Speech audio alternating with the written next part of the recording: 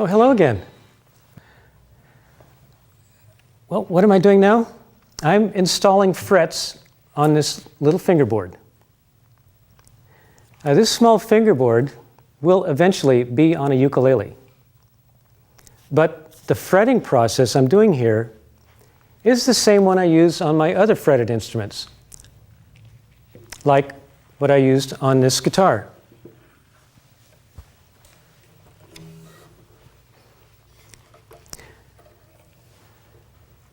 This particular instrument is a copy of an 1816 Spanish guitar that's attributed to Jose Martinez.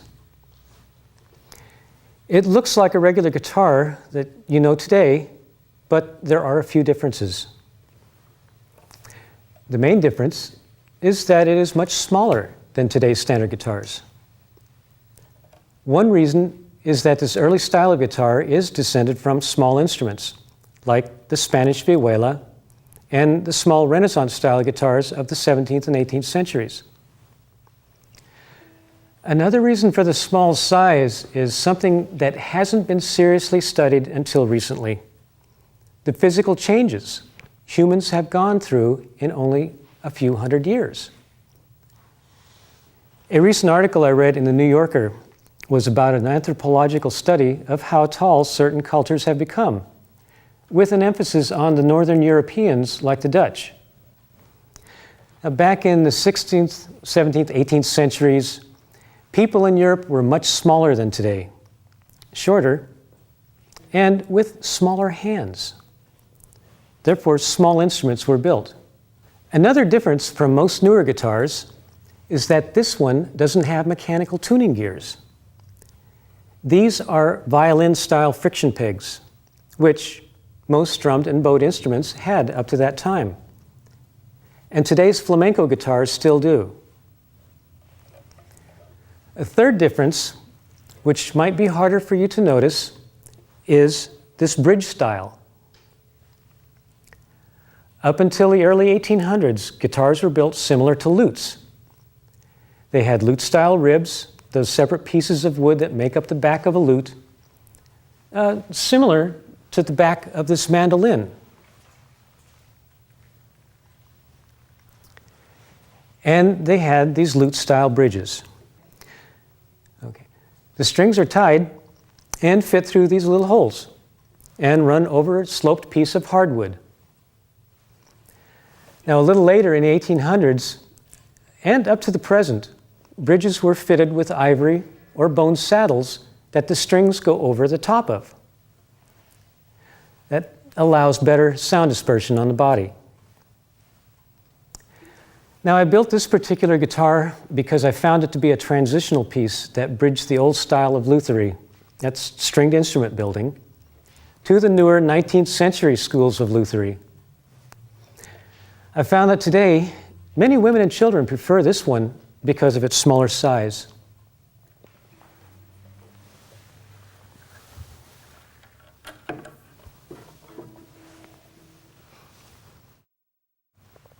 Now, the history and evolution of the guitar is comprised of hundreds of years of influences, both cultural and technical. Today's guitars are still evolving all over the world through new designs, types of wood or material used, and even through playing techniques. Now, the guitar shape we are familiar with was developed in Spain around the 15th century. This early Spanish instrument was a very small 4-course guitar, which means it had 4 double strings, 8 strings total. In a way, this type of stringing is similar to today's 12-string guitar. These 15th century guitars were very small and are the ancestors to not only today's guitars, but also the ukulele.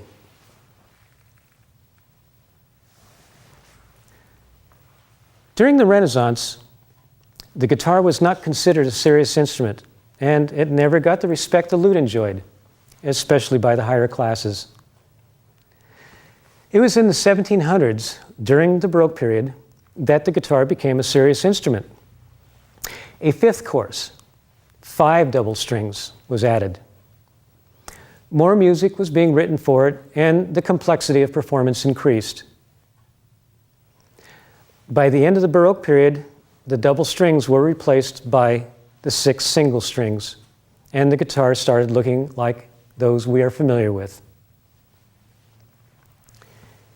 Its size up to the 19th century was small and narrow. And it was in Spain where it all began, where the guitar took on new shapes. People like Manuel Torres worked with the design and construction of the guitar to increase the size and improve the sound. He was especially interested in volume and was the first maker to use fan bracing underneath the top, like this, instead of the traditional ladder bracing, which was left over from lute construction techniques. Now, Torres once built a guitar with a spruce top and papier-mâché back and sides. And that was just to prove his theory that it was the top that produced most of the volume. He is considered to be the father of the modern guitar. Today, the modern guitar has taken on many shapes, sizes, types, and playing styles. It's performed in the concert hall and by the person on the street, and everyone in between. Styles range from Bach and Vivaldi to Bob Dylan and Van Morrison. Cowboy songs, Hawaiian songs, country, folk, and rock, and everything in between. Guitars can be a tiny plastic children's instrument, or a custom hybrid combining 6-string and 12-string guitars on one instrument, or combining different basses, or even adding harp strings. There are no limitations today. It is all up to the luthier's imagination. Now, my imagination, as active as it is at times, has relaxed a bit when it comes to guitars. Even though I'm taking a sabbatical from guitar building, I still keep up on that portion of the luthier world through my membership in the Guild of American Luthiers, to which I've belonged for nearly 30 years, and through my associations with other builders and musicians. Now, recently, I've been honored and a little overwhelmed to be able to exhibit 2 of my guitars in the guitar's birthplace, Spain, at Forum Barcelona 2004. This is an international event taking place in Barcelona.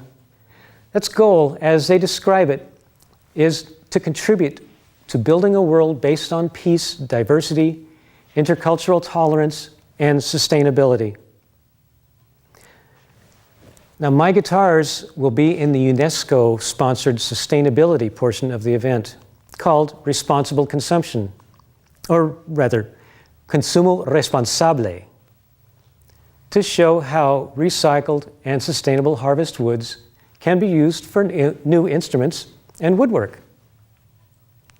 Over 5 million people are expected to visit. Now, the steel string guitars that I've built are based on very early Martin guitars. Martin, since the mid-1800s, was highly influential in the development of the modern folk guitar.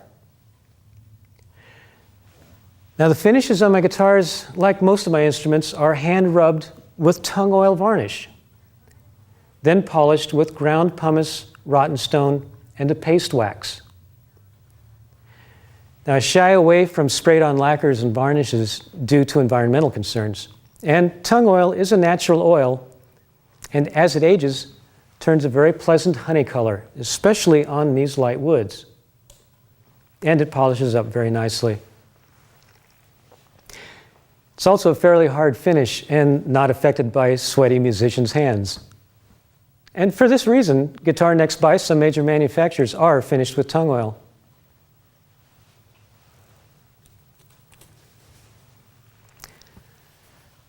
Bindings, purfling, and inlay strips that I've used in the past were manufactured and sold through lumber stores. Now, I'm now making my own binding and inlay pieces out of all the scrap wood I've accumulated. like what I've done on this parlor guitar, where I've created the binding using scrap maple and pieces of ebony piano keys that I salvaged from a broken piano. And now, to hear how my steel string guitars sound, I'd like to introduce a friend I've known for nearly 40 years. He's a wonderful musician and songwriter who I've had the pleasure of working with for several years in one of his bands. Please welcome David Anderson.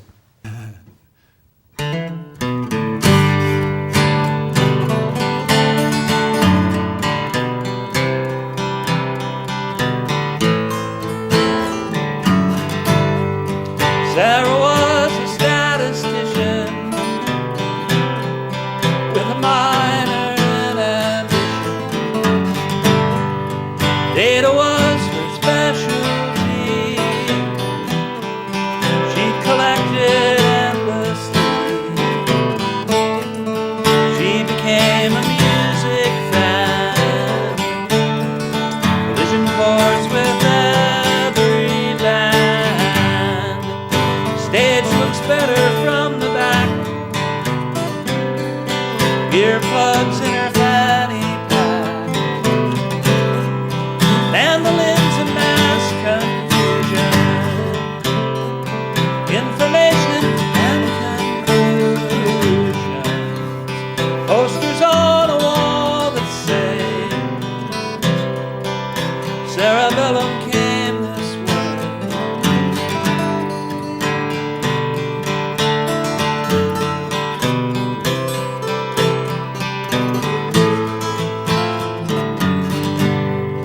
Now she travels east and west. She's collecting with the best. Different data every night. Different boy to hold her tight. Clusters of depressive symptoms. Can't find room inside her brain. When she gets depressed, she goes to Spain.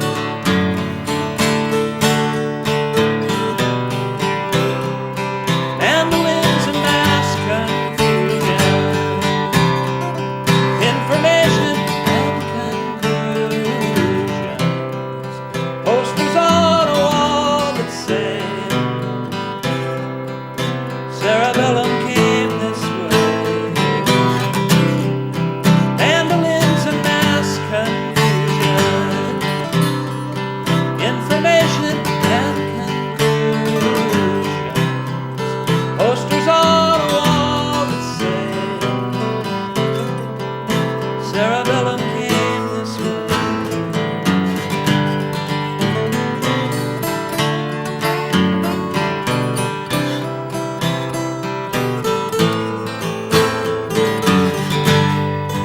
Sarah was a statistician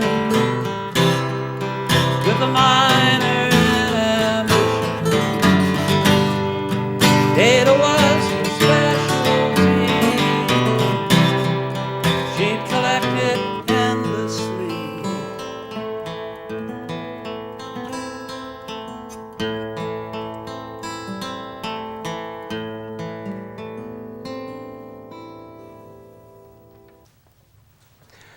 I want to thank you all for stopping by my workshop.